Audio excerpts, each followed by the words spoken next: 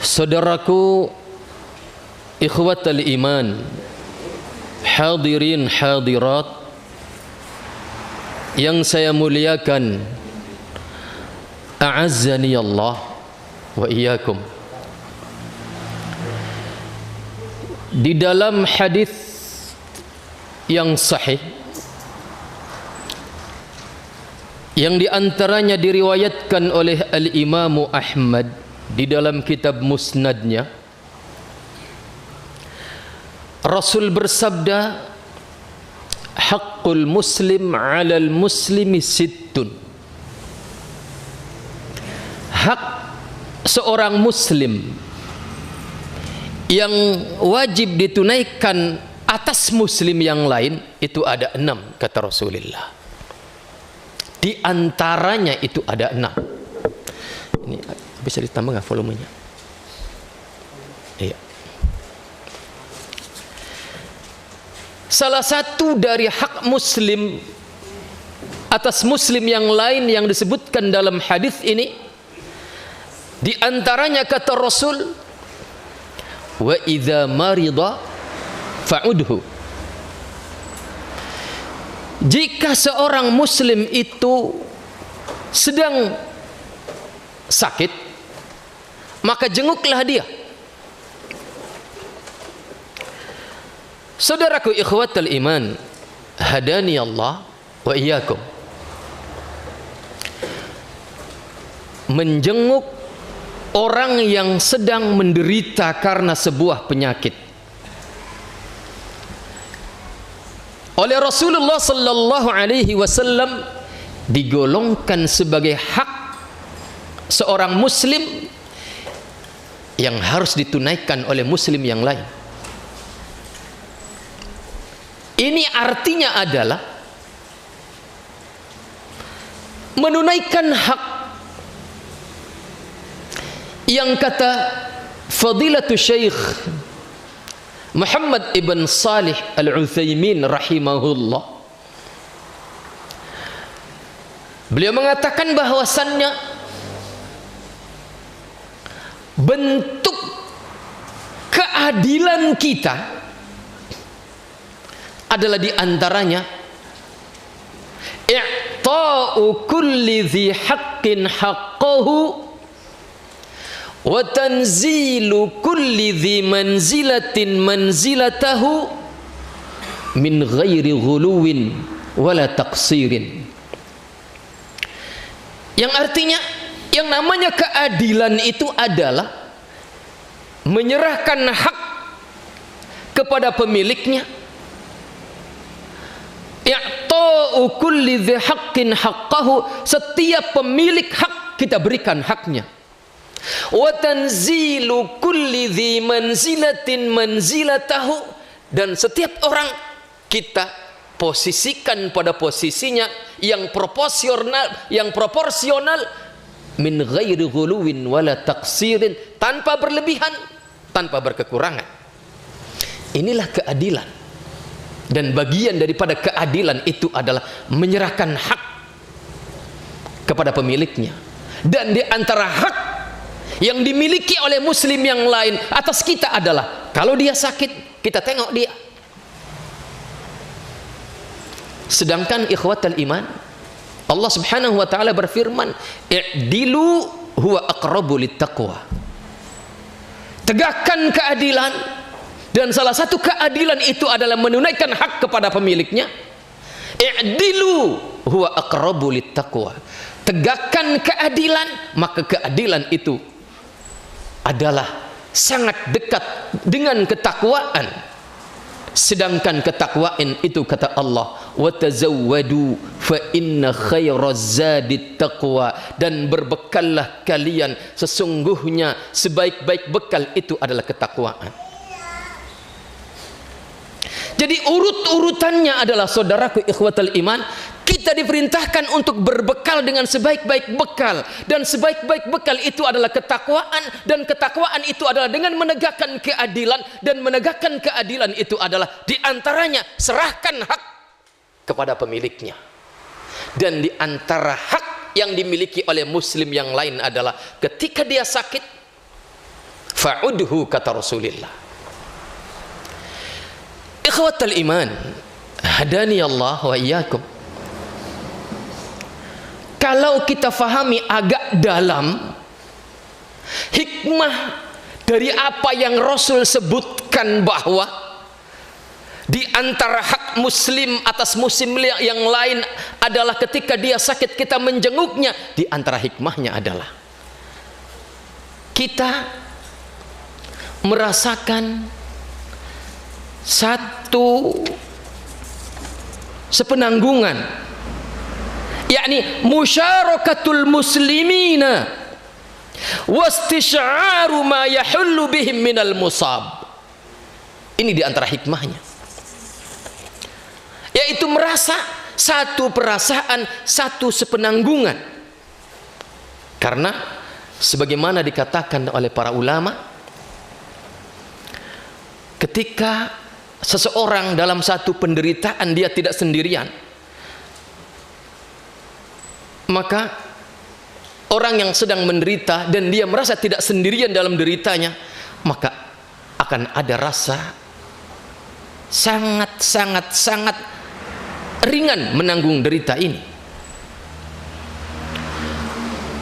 Makanya ketika diriwayatkan ibunda kita Aisyah radhiyallahu anha, istri Rasulullah sallallahu alaihi wasallam yang mulia, ketika tertimpa musibah yang sangat berat.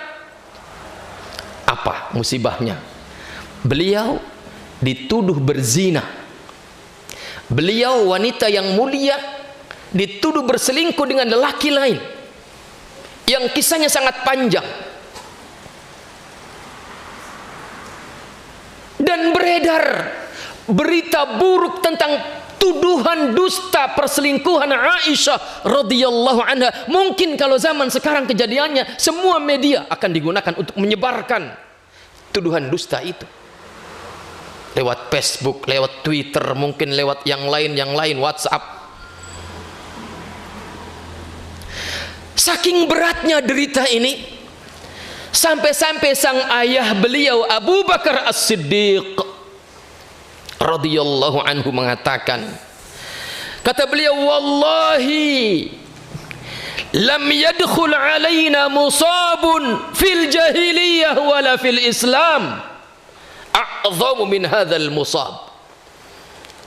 Kata Abu Bakar menggambarkan betapa berat derita yang ditanggung oleh putrinya, yaitu Aisyah radhiyallahu anha, istri Rasulullah, dituduh berzina. Kata Abu Bakar As-Siddiq radhiyallahu anhu, demi Allah, belum pernah kami tertimpa musibah, baik waktu kami masih dalam keadaan jahiliyah dan sekarang kami dalam keislaman, belum pernah kami tertimpa musibah sebesar musibah ini. Bahkan dalam kalimatnya yang lain, Abu Bakar As-Siddiq mengatakan, wallahi mattuhimna hadza fil jahiliyah wa nahnu na'budul asnam. Kata Abu Bakar, demi Allah, kami, keluarga kami, belum pernah dituduh sebagai keluarga penzina, padahal kami masih dalam kejahiliahan, padahal dikala itu kami penyembah berhala. Wa kaifa nuttahamu fil Islam, dan bagaimana kemudian kami justru ketika sudah menyembah Allah, ketika kami sudah dalam kemuliaan Islam, justru dituduh dengan tuduhan yang sangat nista ini. Saking beratnya ini musibah. Maka ibunda kita Aisyah radhiyallahu anha mengisahkan keadaannya. 1 bulan lebih beredar tuduhan dusta yang sangat memberatkan Aisyah, dan Al-Quran tidak memberikan keputusannya, Allah tidak memberikan keputusannya. Sehingga kata Aisyah, bakaitu yaumi wa lailati, aku menangis siang dan malam menanggung derita tuduhan musibah ini. Hatta hatta dhanantu annal buka faliqun kabidi. Sampai aku mengira saking tangisan yang tidak henti siang dan malam, menanggung beratnya derita berupa tuduhan dusta, musibah besar tuduhan dusta ini, sampai aku mengira jantungku lepas. Ikhwatal iman, tiba-tiba ketika ibunda kita dalam tangisan sedihnya menanggung derita yang luar biasa yang belum pernah terbebankan kepadanya sebelumnya, dan belum pernah ada musibah sebesar itu menimpa dirinya, ketika beliau dalam tangisannya, fastadzanat imra'atun minal ansar, tiba-tiba ada seorang wanita dari kalangan Ansar minta izin untuk duduk mendampingi Aisyah radhiyallahu anha ibunda kita, dan kemudian ikut menangis bersamanya. Saling tangis antara dua orang ini. Ya. Kepedulian seorang wanita Ansar duduk bersampingan, berdampingan dengan ibunda kita yang sedang menderita, didera oleh derita yang luar biasa, ikut nangis bersamanya. Maka ikhwatal iman, di sini ada faidah yang luar biasa, di mana ketika Aisyah mengatakan wanita ini jalasat tabki ma'i, dia duduk bersamaku, dia menangis bersamaku, dia menangis atas tangisanku, derita yang menimpaku. Apa faidahnya? Maka di antara hikmahnya adalah seperti yang tadi saya katakan, yaitu al-musyarakah, musyarakatul muslimin wastisy'aru ma yahullu bihim minal musab, ikut merasakan berbagi derita, sehingga kemudian ini tukhaffifu 'anil insan alamahu, sehingga sedikit meringankan beban yang derita. Berbeda dengan kalau orang menanggung derita itu sendirian. Ikhwatal iman, hadani Allah wa iyyakum. Demikianlah di antara hikmah kita menjenguk, kita peduli kepada saudara kita yang lain, yang muslim. Apalagi kalau kita soroti keadaan kita dengan muslim yang lain,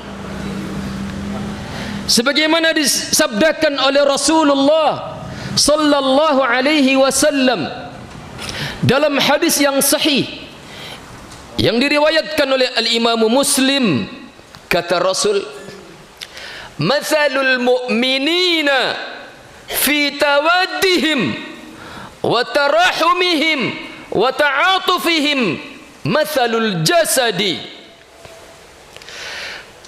Permisalan antara satu mukmin yang satu dengan mukmin yang lain itu, kata Rasul, dalam hal berkasih sayang, dalam hal saling peduli, dalam hal saling memberikan kelembutan, itu kata Rasul bagaikan satu jasad. Idza ishtaka minhu udwun, jika salah satu anggota badan itu menanggung derita sakit, maka tada'a lahu sairul jasadi bisahri wal humma, maka seluruh anggota lain, seluruh anggota badan yang lain akan ikut merasakan dan menanggung deritanya. Mata ikut menanggung derita, tidak bisa tidur. Kepala ikut menanggung derita sehingga dia menjadi nyut. Hati ikut menanggung derita, menjadi gundah gulana oleh derita penyakit yang ditanggung oleh jiwa itu, oleh badan itu. Kal jasadil wahid, kita diarahkan oleh Rasulullah, kita diajari oleh Rasulullah bahwa kita mukmin, antara yang satu dengan yang lain adalah satu jasad. Artinya ikhwatal iman, hadani Allah wa iyyakum, kepedulian kita kepada muslim yang lain, terutama muslim yang sedang menderita, taruhannya adalah keimanan kita?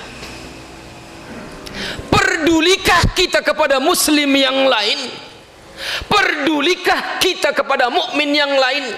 Taruhannya adalah keimanan kita, taruhannya adalah keislaman kita. Seberapa bagus kepedulian kita kepada mukmin yang lain, taruhannya adalah keimanan kita, taruhannya adalah keislaman kita. Ikhwatal iman, berimankah kita? Beragama Islamkah kita? Maka indikatornya adalah seberapa bagus kepedulian kita kepada muslim yang lain, terutama ketika muslim yang lain itu sedang didera oleh penderitaan yang menimpanya. Ikhwatal iman, hadani Allah wa iyyakum. Maka para salaf yang saleh, generasi rujukan kita di dalam tauladan beragama,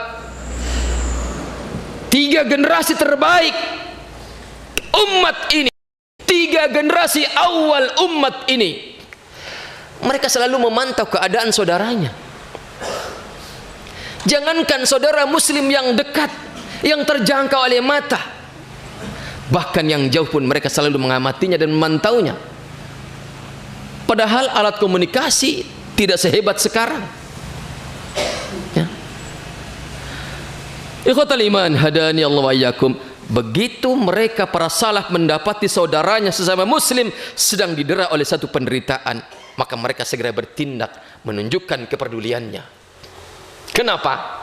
Karena tadi hikmahnya adalah inna musyarakatal muslimina واستشعار ما يحل بهم من المصاب العريض في شتى أنحاء المعمورة من حق المسلم على أخيه المسلم. Karena ikut merasakan sepenanggungan atas derita musibah yang menimpa saudara muslim yang lain, ikut merasakan itu adalah hakul muslim, hak mereka atas kita yang harus kita tunaikan. Saudaraku ikhwatal iman, hadani Allah wa iyyakum. Maka ikut merasakan derita yang diderita oleh orang-orang lain dari kalangan muslim yang lain. Ini adalah implementasi konkret bahwa kita ini adalah masalul jasad, bagaikan satu jasad. Apa ada ketika tangan ini menderita gatal oleh gigitan nyamuk, kemudian tangan kiri mengatakan, biarkan saja, itu urusan kamu, bukan urusan saya? Tidak, serta-merta tangan yang lain akan refleks menggaruknya, membantunya. Itulah hikmahnya kenapa Rasul menggambarkan mathalul mu'minin adalah mathalul jasad, perumpamaan mukmin yang satu dengan yang lain adalah bagikan satu jasad. Saudaraku ikhwatal iman, hadani Allah wa iyyakum. Apalagi kepedulian ini kalau kita soroti dengan sabda Rasul yang lain, di mana Rasul bersabda, unsur akhaka zaliman au madluman, yang artinya tolonglah, belalah saudaramu yang muslim itu zaliman, baik dia dalam keadaan zalim ataupun dia dalam keadaan mazlum, dizalimi. Dia zalim, kita bela. Dia dizalimi, apalagi harus kita bela. Inilah perintah Rasul kepada kita. Artinya ikhwatul iman, hadani Allah wa iyyakum, al-wala wal bara kita yang dikatakan oleh para ulama kita bahwa al-bara kita serahkan kepada siapa, al-bara kita dari siapa berlepas diri, ini adalah merupakan perkara yang fundamental setelah akidah kita. Perkara yang fundamental setelah perkara akidah, setelah perkara keimanan adalah kepada siapa wala kita berikan, dari siapa kita berlepas diri, kepada siapa loyalitas kita berikan, kepada siapa kepedulian kita berikan, dan dari siapa kita berlepas diri. Ini perkara yang fundamental kedua setelah masalah keimanan dan akidah. Dan di sini Rasul mengajarkan konkretnya, unsur akhaka zaliman atau madluman, bela saudaramu dan jangan lihat apakah dia zalim ataukah dia mazlum, bela dia. Hanya saja ikhwatal iman, tentunya harus proporsional. Bagaimana membela saudara kita yang sedang zalim, bagaimana membela saudara kita yang sedang dizalimi. Saudaraku, ketika para sahabat mendengarkan sabda Rasul ini bahwa unsur akhaka zaliman au madluman, tolong saudaramu, jangankan yang zalim, yang artinya ketika orang yang dizalimi, ya, bela saudaramu sesama muslim, jangankan dia yang sedang dizalimi, yang artinya orang yang sedang dizalimi itu, maka yang segera muncul pemahaman kita, dia adalah orang yang sedang lemah tak berdaya. Jangankan dia yang dizalimi, bahkan yang sedang zalim sekalipun, artinya orang yang zalim itu artinya dia dalam keperkasaannya, dalam kekuatannya, dalam keperkasaannya, tetap harus kita bela dia. Artinya loyalitas kita kepada sesama muslim mutlak harus kita berikan. Hanya kata para sahabat, wahai Rasulullah, membela, menolong saudara kita yang mazlum, yang dizalimi, itu mudah kita cerna. Tetapi ya wahai Rasulullah, fa kaifa nansuru akhana zalim? Bagaimana kita menolong, konkretnya bagaimana kita membela saudara kita yang zalim itu wahai Rasulullah? Kata Rasul, caranya adalah hentikan kezalimannya. Hentikan kezaliman dia, itulah cara membela kita saudara kita yang zalim. Terlepas daripada makna pada porsinya masing-masing. Bagaimana membela saudara kita yang dizalimi, bagaimana membela saudara kita yang zalim. Yang dizalimi artinya yang lemah tak berdaya, yang zalim artinya kuat perkasa. Terlepas porsinya bagaimana konkretnya membela masing-masingnya, tetapi garis tengahnya adalah, benang merahnya adalah bahwa loyalitas kita, pembelaan kita, keberpihakan kita mutlak kepada sesama mukmin. Artinya kembali di sini ditegaskan, taruhannya adalah keimanan kita. Taruhannya adalah keislaman kita. Ikhwatal iman, hadani Allah wa iyyakum.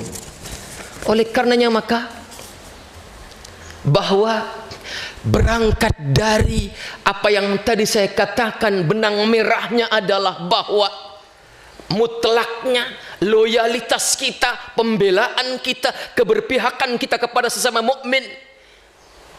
Saking demikian harusnya, maka sampai-sampai muncul satu ungkapan mulia. Saking mulianya ungkapan ini, dikatakan oleh sebagian ulama mengatakan ini adalah hadis, tetapi dikatakan ini oleh Syekh Albani sebagai hadis dhaif, sebagaimana itu di dalam kitabnya Dhaiful Jami', hadis nomor 5429, di mana dalam hadis ini dikatakan, wa man asbaha la yahtammu bil muslimin falaysa minhum, yang artinya barang siapa yang di waktu pagi menyingsing datang menyingsing, menyapanya sedang dia tidak ada kepedulian kepada kaum muslimin yang lain, maka falaisa minhum, dia bukan bagian daripada kaum muslimin. Antum bangun pagi, kemudian datang berita kepada antum kondisi muslim yang lain perlu kepedulian antum, kemudian antum tidak peduli, maka antum jika demikian keadaannya falaisa minhum, bukan bagian dari mereka. Ikhwatal iman, hadani Allah wa iyyakum. Kalau kita dianggap bukan bagian dari kaum muslimin, kita dikeluarkan dari daerah status kemusliman kita lantaran ketidakpedulian kita kepada muslim yang lain, lantas kita ini siapa? Siapa kita ini kalau sudah dikatakan laisa minal muslimin, bukan bagian dari kaum muslimin, lantaran tidak ada kepedulian kepada muslim yang lain. Ikhwatal iman, hadani Allah wa iyyakum. Hari-hari kita ini hampir kita semua sepakat bahwa model hidup egoisme, gaya hidup tidak peduli kepada orang lain sesama muslim sudah menjadi gaya hidup. Hampir kita semua sepakat itu untuk mengatakan demikian melihat realita ini. Maka di zaman kita yang semacam ini, kita perlu kembali menghidupkan hati kita. Kita perlu kembali menghidupkan empati kita kepada sesama muslim. Perlu menghidupkan kembali kepedulian kita, simpati kita, kepedulian kita kepada muslim yang lain. Dan hari ini adalah entah hari yang keberapa, pagi telah menyongsong kita. Hari ini entah hari yang keberapa ratus, atau entah berapa hari yang keberapa ribu telah berlalu menyambangi kita, dan telinga ini mendengar, mata ini melihat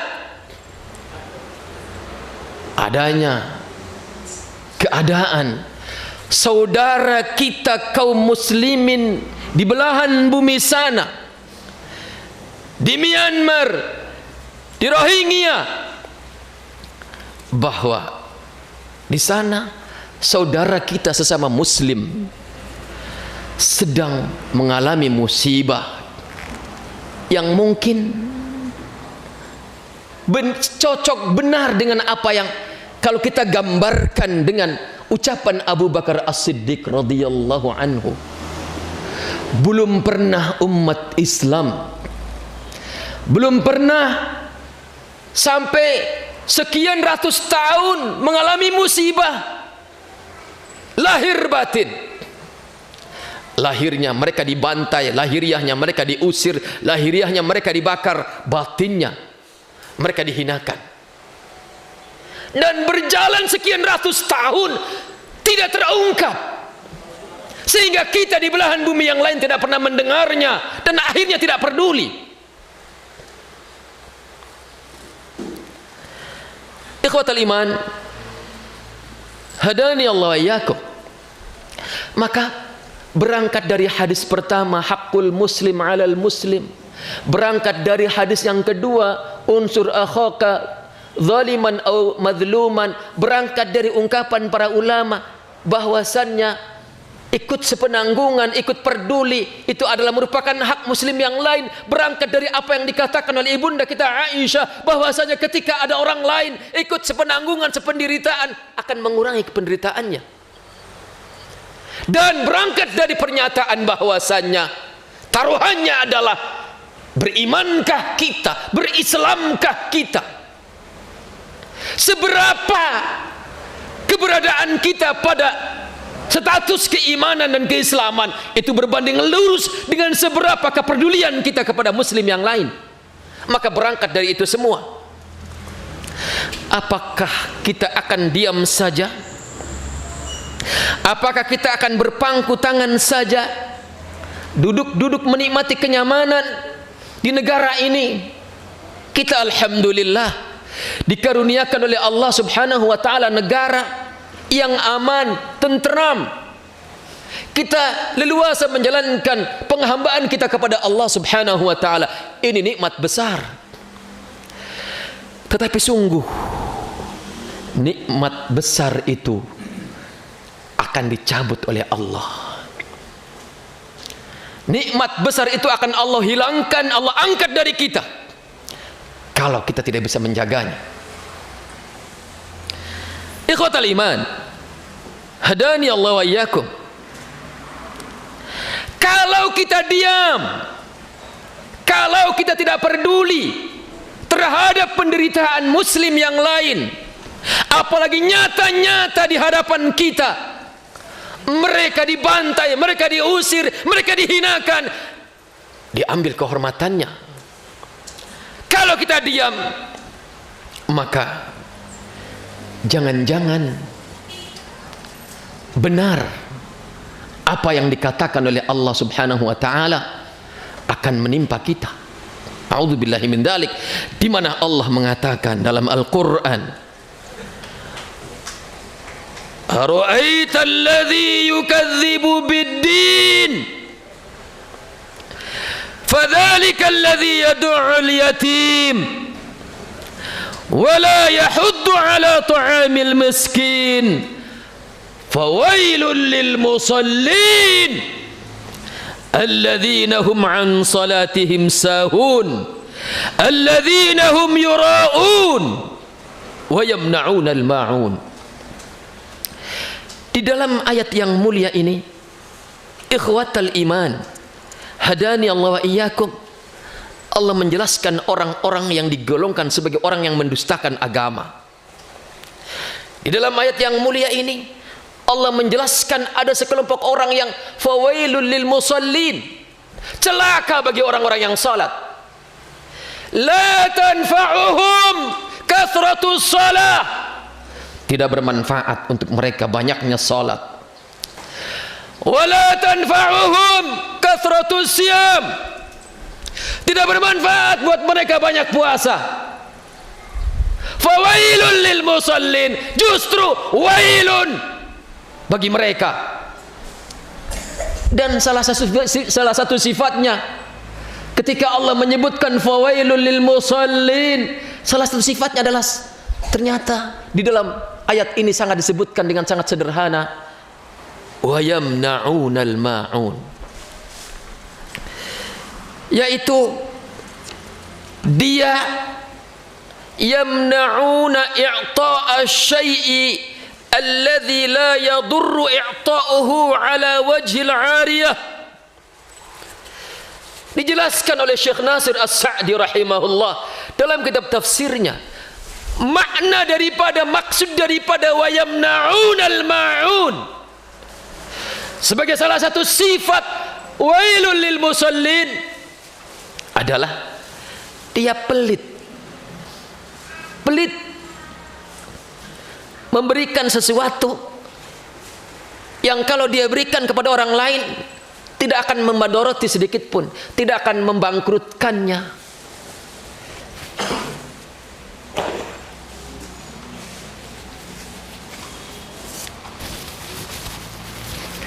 Dia pelit memberi sesuatu yang padahal kalau sesuatu itu dia berikan tidak akan mendatangkan madarat. Dan memang ikhwatal iman, tidak ada orang termadoroti oleh kesalehannya selagi kesalehannya itu adalah benar-benar kesalehan yang dipandu oleh syariat. Tidak ada orang bangkrut karena kesalehannya. Hingga ada yang mengatakan, antum pernah enggak menemukan orang di tempat sampah ngorek-ngorek sampah cari makan, makanan busuk dia makan, dia korek-korek lagi dia makan, kemudian ditanya, "Mas, kenapa Anda kok sengsara banget?" Pernah nggak dia jawab, "Karena dulu saya adalah ahli ibadah, karena saya dulu adalah ahli sodakoh." Tidak ada. Paling dia akan mengatakan saya dulunya orang kaya, saya tukang judi, saya tukang mabok, kemudian saya bangkrut. Paling begitu. Maka kalau kita pelit dengan harta kita, kita pelit dengan apa yang kita miliki untuk orang lain yang membutuhkannya, la tanfa'uhum kathratus salah, la tanfa'uhum kathratus siyam, fawailul lil musallin. Celaka bagi mereka. Ikhwatal iman, hadani Allah wa iyyakum. Maka apakah kita akan menjerumuskan diri kita dalam keadaan seperti itu? Tidak, tentunya. Dan hari ini, saudaraku ikhwatal iman, hari ini kita difasilitasi oleh teman-teman panitia untuk menegaskan keimanan kita, untuk menegaskan keislaman kita, untuk menegaskan kepedulian kita sesama muslim yang lain, sebagai penegasan pernyataan musyarakatul muslimin fil musabil arid, ikut merasakan derita yang ditanggung oleh saudara muslim yang lain. Hari ini kita menegaskan bahwa kita ini adalah satu jasad dengan muslim yang lain. Artinya ikhwatal iman, kalau kita tidak demikian, ya, selain tidak bermanfaat banyaknya solat kita, selain tidak manfaat banyaknya puasa kita, maka coba antum renungkan permisalan Rasul yang tadi saya bacakan, di mana Rasul memisalkan kita para mukminun adalah masalul jasad, bagikan satu jasad. Pernah enggak antum merenungkan dari sisi yang lain bahwa kalau jasad ini, salah satu anggota jasad ini sedang menderita penyakit, kemudian kita biarkan, hari ini anggota badan kita yang satu karena lemah, maka dia yang diserang oleh penyakit, kemudian kita biarkan, maka pasti cepat atau lambat, besok atau lusa, penyakit yang mendera, yang diderita oleh satu anggota badan ini akan merembet kepada anggota tubuh yang lain. Boleh jadi hari ini kaki kanan yang mengalami satu penyakit sehingga dia harus diamputasi. Boleh jadi besok atau lusa kaki kiri akan diamputasi, karena tidak ada penanganan, tidak ada kepedulian terhadap anggota badan ini. Artinya saudaraku ikhwatal iman, boleh jadi hari ini yang dibantai mukmin Rohingya, la qaddarallah, semoga Allah tidak menimpakan takdir buruk ini kepada kita, tetapi sebagai bahan renungan kita harus mengatakan, boleh jadi hari ini anggota mukmin yang di Rohingya yang dibantai, kalau kemudian kita diam, muslimun, mukminun di belahan bumi yang lain semuanya diam, maka bisa jadi pembantaian itu akan menimpa mukmin yang lain di belahan bumi yang lain, dan boleh jadi belahan bumi yang lain itu adalah kita Indonesia. Na'udzubillahi min dzalik. Maka ikhwatal iman, hadani Allah wa iyyakum, kalau kita soroti dengan apa yang tadi sudah disebutkan di atas, maka kita tidak ada pilihan lain kecuali kita harus peduli kepada saudara kita muslim yang lain. Kenapa kita harus peduli? Karena disebutkan dalam beberapa hadis, kata Rasul dalam hadis yang sahih, Man farraja an muslimin kurbatan farrajallahu anhu biha kurbatan min qurabi yaumil qiyamah.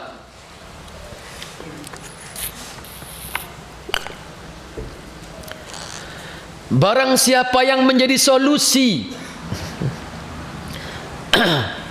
bagi kesulitan muslim yang lain, barang siapa yang memberikan kemudahan bagi muslim yang lain, maka Allah, dengan itu Allah akan menjadikan kemudahan baginya di menghadapi kesulitan hari kiamat nanti.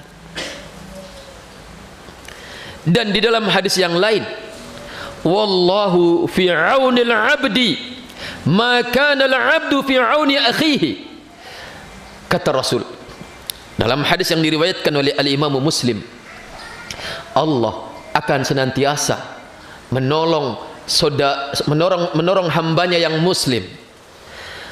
Allah akan senantiasa menolong hambanya selagi si hamba itu selalu menolong saudaranya. Dan di dalam hadis yang lain, Rasulullah sallallahu alaihi wasallam bersabda, kata Rasul, la an amshiya ma'a akhin fi hajatin ahabbu ilayya min an a'takifa fi hadzal masjid syahran. Kata Nabi, aku berjalan kayak antum dari rumah berjalan ke sini untuk menyelesaikan, membantu, meringankan, ya. La an amshiya ma'a akhin, aku berjalan, berusaha membantu kebutuhan saudaraku sesama muslim. Itu kata Rasul, lebih aku cintai ketimbang aku beriktikaf di masjidku ini 1 bulan. Iktikaf di Masjid Nabawi 1 bulan. Padahal kemuliaan beribadah di Masjid Nabawi, 1 rakaat di Masjid Nabawi itu lebih mulia ketimbang 1000 rakaat di masjid lain selain Masjidil Haram. 1 rakaat lebih hebat, lebih afdal, lebih mulia ketimbang 1000 rakaat di masjid lain selain Masjidil Haram. Sedangkan itu i'tikaf di Masjid Nabawi 1 bulan. Kalau sholat fardunya saja kita hitung, ya, sehari semalam itu adalah 5 waktu.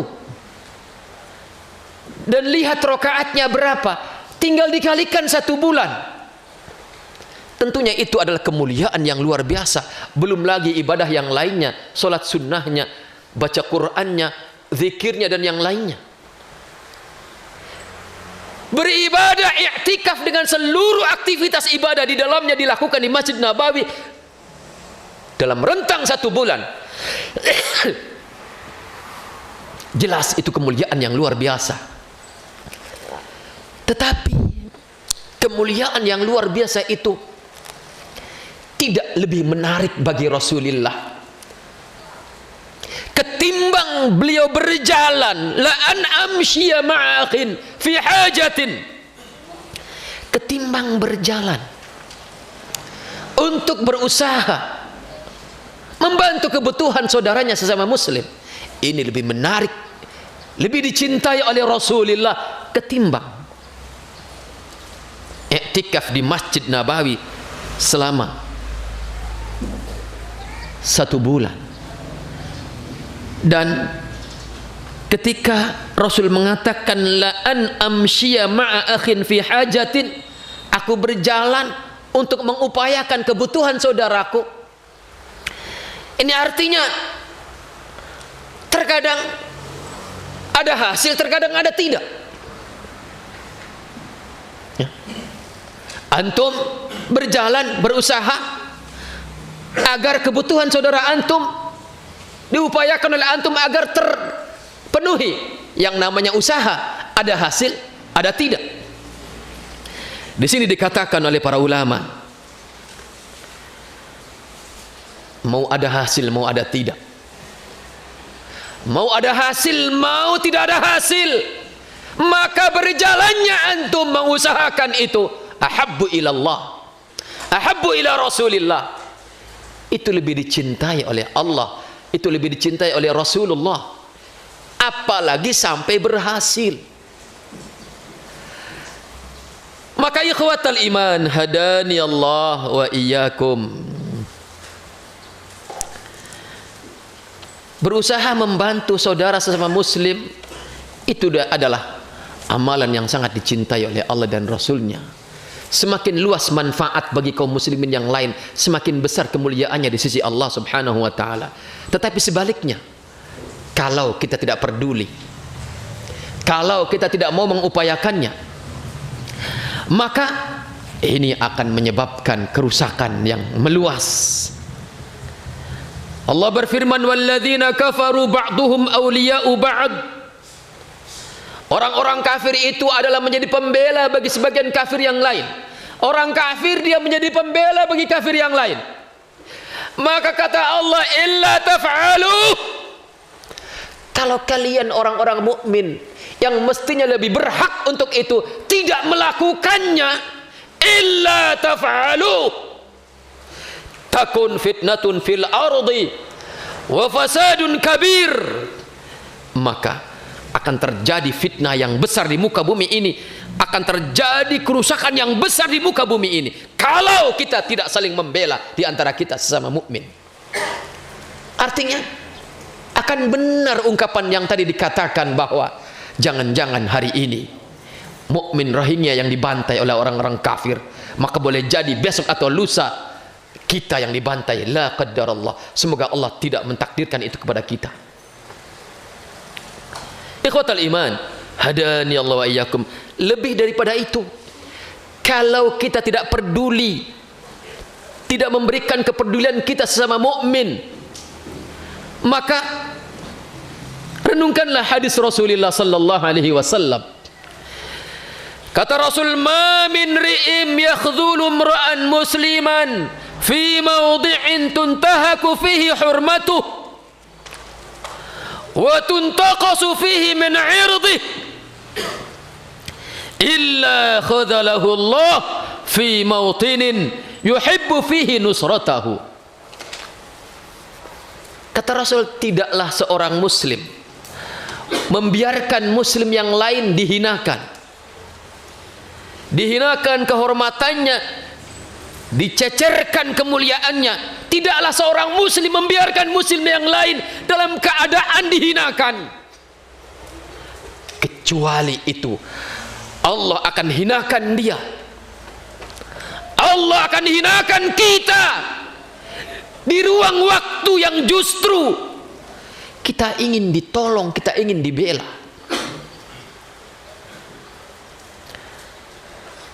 Ikhwatal iman, adakah kesengsaraan yang lebih sengsara, melebihi sengsaranya orang yang sedang sengsara dan dia butuh ditolong, kemudian tidak ada yang menolongnya? Dan itu akan menimpa kita kalau hari ini kita membiarkan saudara kita dihinakan, dirampas haknya, tidak peduli kita kepada mereka, padahal mereka meraung-raung, menjulur-julurkan tangannya minta tolonglah kami, walau hanya dengan mengkafani mayit-mayit kami, tolonglah kami walau hanya dengan menguburkan mayit-mayit kami. Mereka seperti itu sekarang ini keadaannya. Karena bukankah menguburkan mayat muslim itu adalah hak dia yang harus kita tunaikan? Mayat kita saksikan bergelimpangan korban pembantaian kafir Buddha di Rohingya, maka itu saudara kita seolah dalam kematiannya dia menggapai-gapaikan tangannya kepada kita, tolonglah kami walau hanya dengan mengkafani kami, tolonglah kami walau hanya dengan menguburkan kami. Dan ini perlu biaya. Kalau kemudian kita tidak peduli, kita asyik dengan dunia kita, kita asyik dengan kenyamanan kita, Allah akan timpakan kehinaan justru di saat kita membutuhkan pertolongan. Na'udzubillahi min dzalik. Ikhwatal iman, hadani Allah wa iyyakum. Akhirnya kita sampai kepada kesimpulan untuk mengatakan kita tidak ada pilihan kecuali kita harus peduli. Kita tidak ada pilihan lain, bahwasanya realitanya saudara kita di belahan bumi lain, wabil khusus di Rohingya, mereka butuh pertolongan kita. Dengan apa kita tolong mereka? Apakah dengan kita serbu itu Myanmar? Siapa kita? Siapa kita? Urusan kekuatan fisik. Padahal Allah sudah 14 abad yang lampau memerintahkan kita agar persiapan diri, fisik kita dan yang lainnya. Dengan persenjataan siapa kita? Maka hari ini keadaannya sudah mendesak untuk kita peduli, memberikan pembelaan kita. Tetapi dengan kekuatan fisik siapa kita? Dengan kekuatan persenjataan kita siapa? Kalaupun kita hebat dalam itu semua, tetap kita ini siapa? Kita nggak punya akses ke sana. Apalagi pemerintah kita tidak membuka akses ke sana. Maka langkah yang tepat adalah ikhwatal iman, hadani Allah wa iyyakum. Pertama adalah agar kondisi ini tidak berkelanjutan, agar kondisi pembantaian salah satu anggota satu jasad yang bernama Muslimun Rohingya ini tidak berkelanjutan dan tidak merembet kepada mukmin yang lain. Langkah yang pertama adalah perbaiki internal kita, perbaiki keadaan kita, perbaiki keimanan kita, perbaiki ibadah kita, perbaiki keislaman kita, perbaiki hubungan kita dengan Allah, perbaiki hubungan kita dengan manusia dengan bimbingan syariat yang mulia.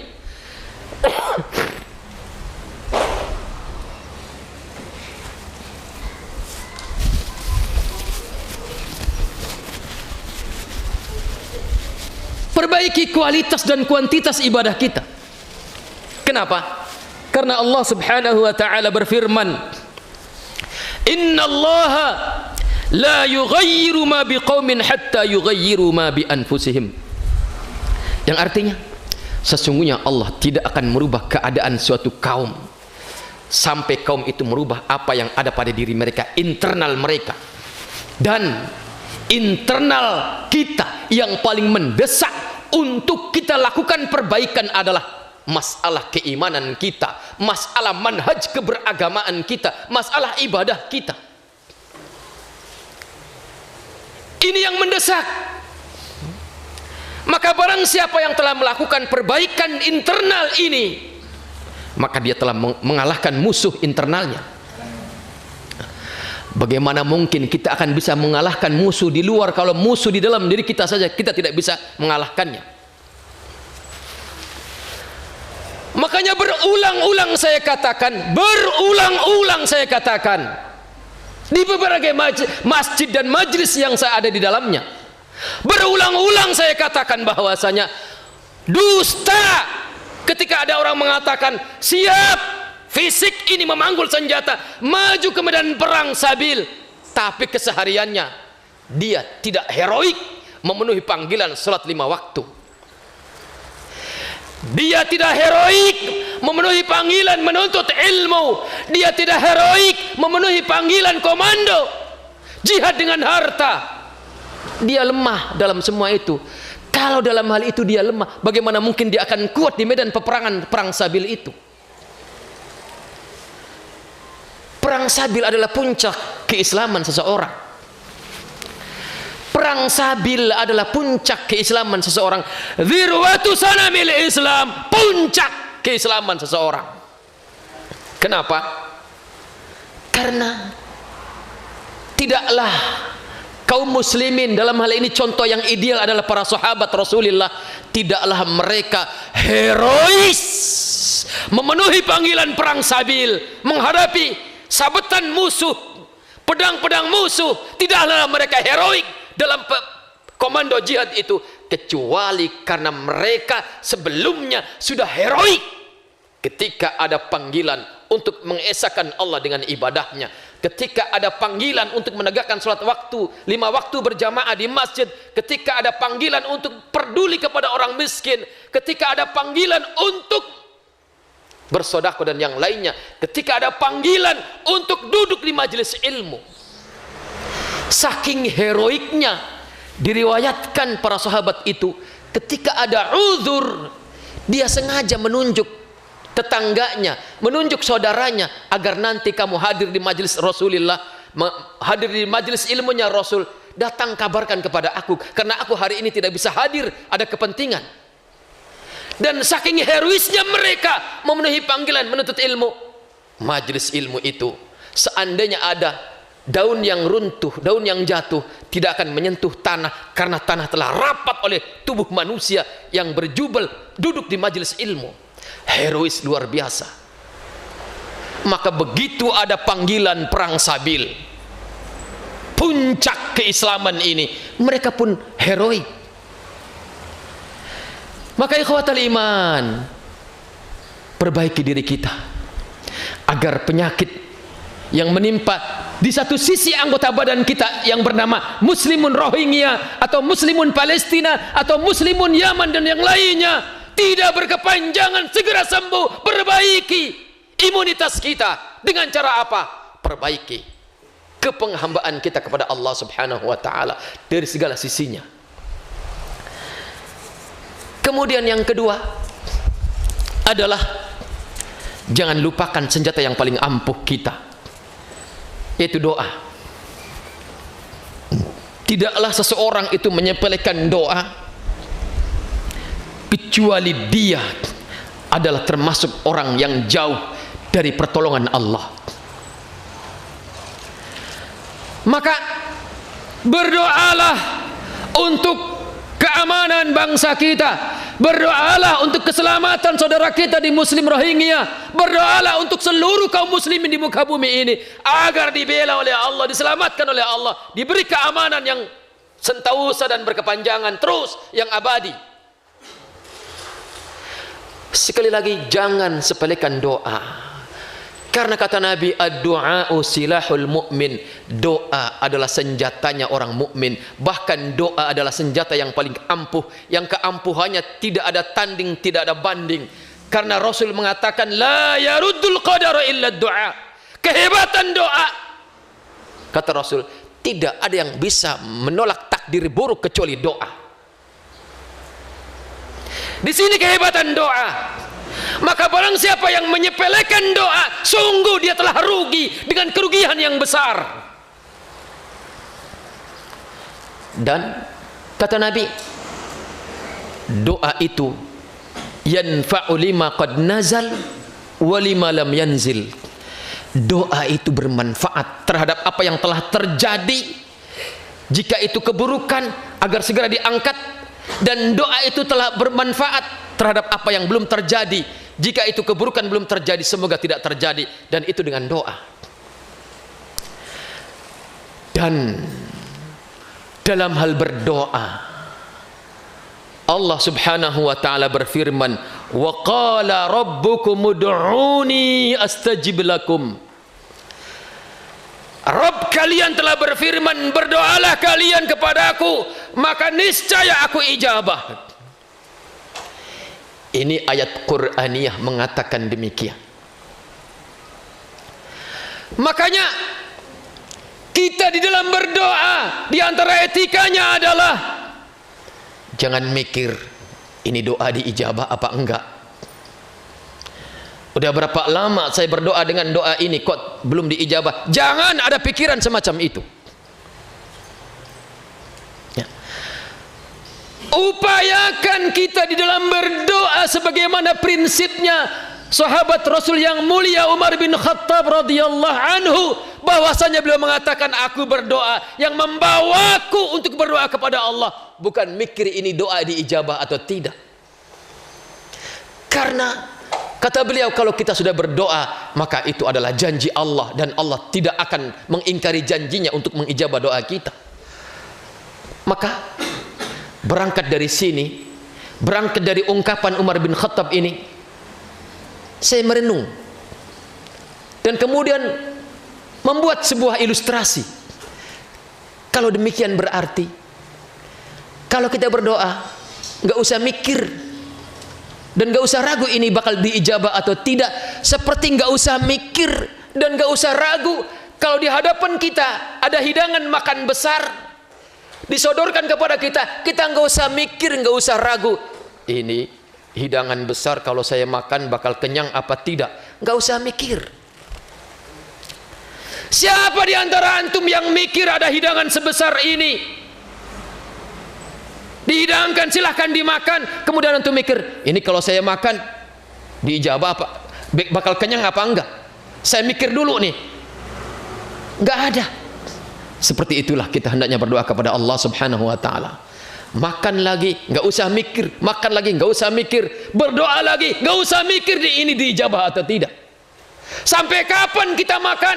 Terus. Sampai kapan kita berdoa? Terus. Teruslah berdoa, karena doa adalah luar biasa. Kemudian ikhwatal iman, hadani Allah wa iyyakum. Hal berikutnya yang harus kita lakukan adalah jihad dengan harta kita.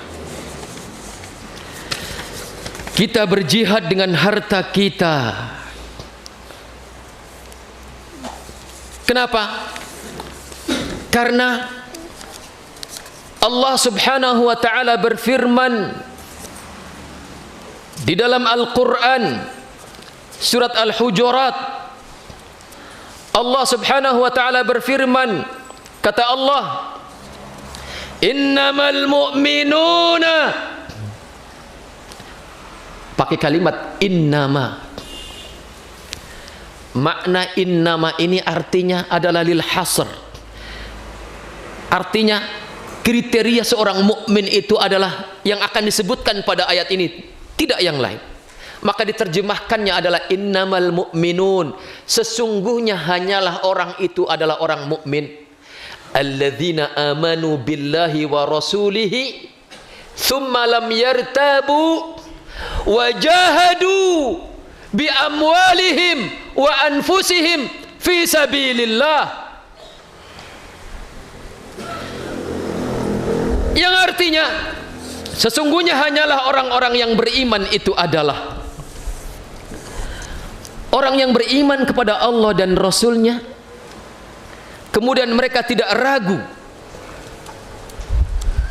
wajahadu bi amwalihim wa anfusihim fi sabilillah, dan mereka berjihad bi amwalihim dengan harta mereka, wa anfusihim dan dengan jiwa mereka, jihad fi sabilillah.